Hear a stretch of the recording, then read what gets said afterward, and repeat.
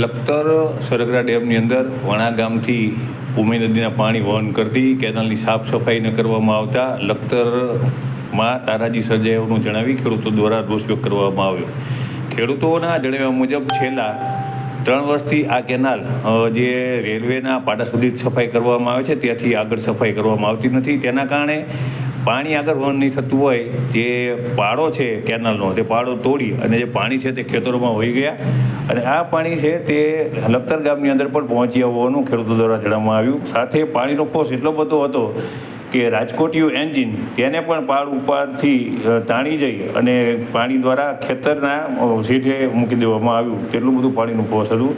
ત્યારે ખેડૂતો દ્વારા જણાવવામાં આવી રહ્યું છે કે આ લખતર નાની સિંચાઈ યોજના વિભાગના અધિકારીઓની બેદરકારી કે ભ્રષ્ટાચાર કે તેઓને કામ નહીં કરવાની દાનત શું તે તેમને સમજાતું નથી તેમ જણાવી તેમના દ્વારા રોષ વ્યક્ત કરવામાં આવ્યો હતો. ત્યારે લખતરના ખેડૂતો દ્વારા જે પોતાના ખેતરો છે તે ધોવાઈ ગયા છે તે તેમના દ્વારા દેખાડવામાં આવી રહ્યા હતા. તેમને હાલની અંદર આશરે 5 લાખ રૂપિયા કરતાં વધારેની માટી નાખવામાં આવશે ત્યારે તેમનું ખેતર યોગ્ય થશે તેમ જણાવી તેમના દ્વારા વળતરની માંગ કરવામાં આવી હતી.